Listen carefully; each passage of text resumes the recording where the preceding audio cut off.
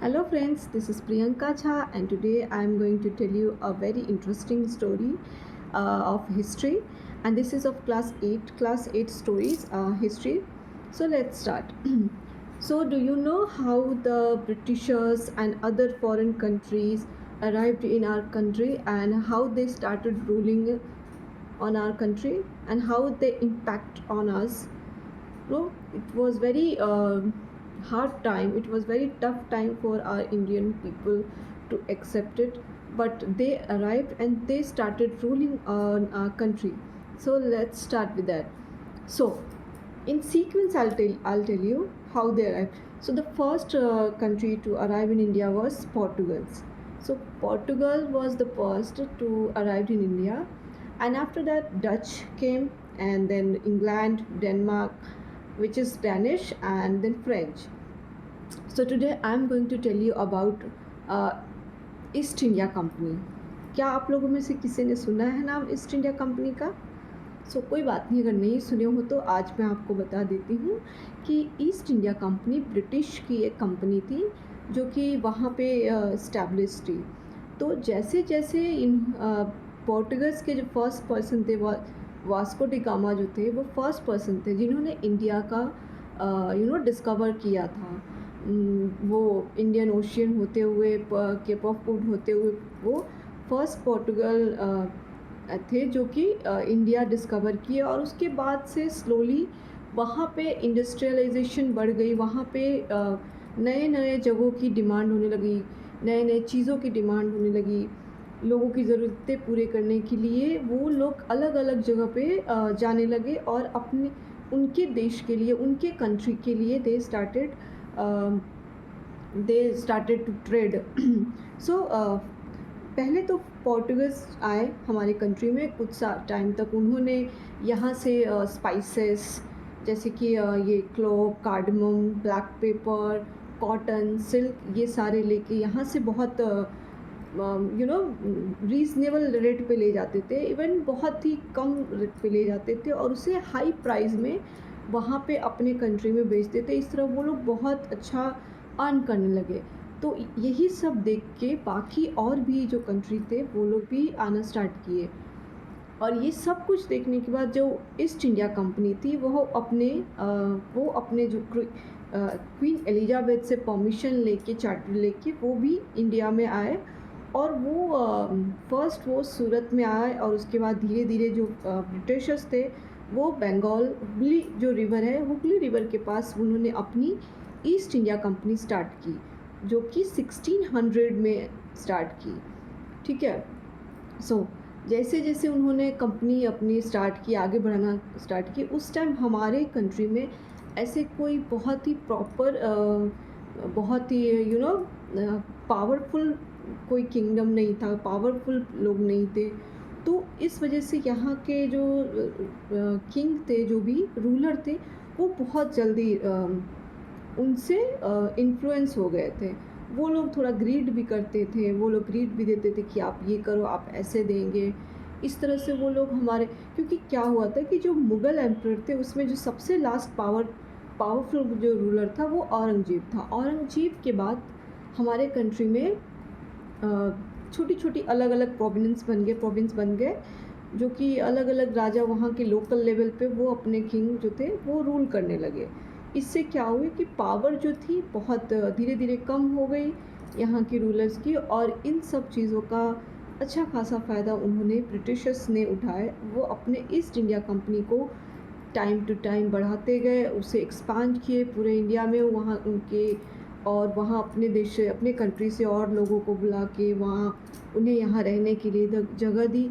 वो हमारे कंट्री से बहुत सारी ऐसी चीज़ें जैसे कि कॉटन, सिल्क हुआ, ब्लैक पेपर, कार्डमम, ये सारे, दालचीनी जिसे आप बोलते हो, जो गरम मसाला में यूज़ करते हैं, वो सब चीज़ यहाँ से बहुत छोटे छोटे अमाउंट, मतलब बहुत छोटे छोटे रेट में, बहुत कम रेट पे वो लोग ले जाते थे और उसे अपने कंट्री में बहुत हाई रेट पे बेचते थे. इससे उन्हें बहुत प्रॉफिट होता था.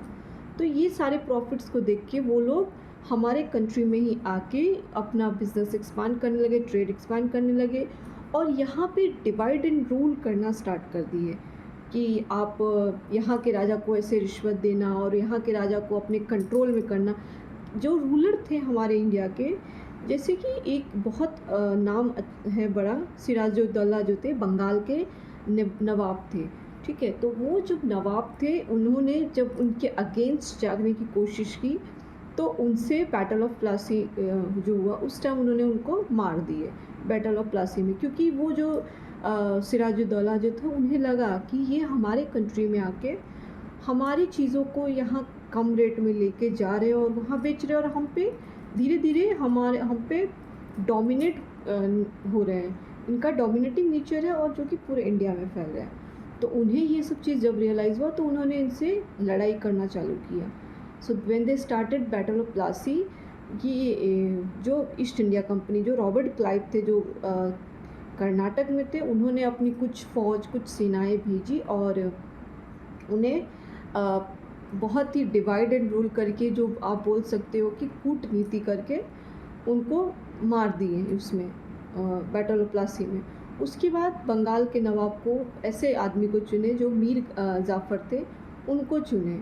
मीर जाफ़र को उन्होंने इस तरह से चुने कि वो बस उनके लिए एक पपेट थे, कि आप ऐसे करो वैसे करो, हम आपको ये देंगे वो देंगे। कुछ दिन तक तो उन्होंने भी ये सब चीज़ें टॉलरेट की, बट देन ही रियलाइज्ड कि ये बहुत ज़्यादा हो रहा है, कि ये मेरे साथ भी गलत हो रहा है और मेरे कंट्री के साथ भी, मेरे जो प्रोविंस है वहाँ के लोगों ने उन्हें रियलाइज़ कराया कि आप सिर्फ नाम के लिए रूलर्स हो, आपका कोई वो नहीं है, इस चीज़ में कोई हाथ नहीं है। तो फिर they realise and he start fight.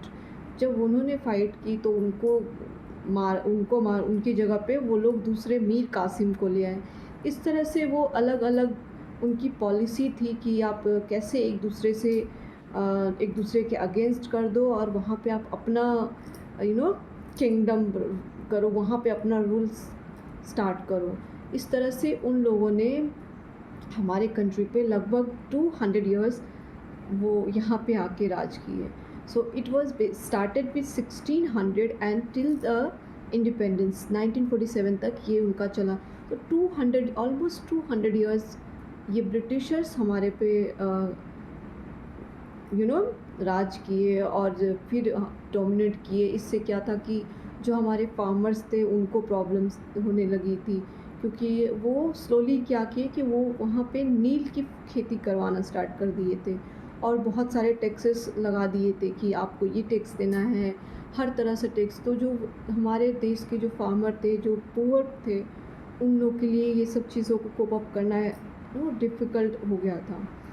तो इन्हीं सब चीज़ों के बाद जो लोग थे उनमें अपने लिए और अपनी कंट्री के लिए बहुत सारी इमोशंस आए, बहुत सारी रियलाइजेशन हुआ कि कैसे हम लोग ब्रिटिशर्स के अंदर डूबते जा रहे हैं and they are taking advantage of this. So these are the basic things which made the Indians to realize कि now we have to fight, now we have to go against that. So the main incident was when the realization कि जब यहाँ के लोगों को यहाँ की खेती के लिए उनकी जो लैंड थी वो भी एक्विजिशन में आ गई, तो उन्हें इस सब चीज़ों की वजह से रियलाइजेशन हुआ and the East India Company became very big till then. So the only one person cannot fight with that, so they need more people to come together to fight this.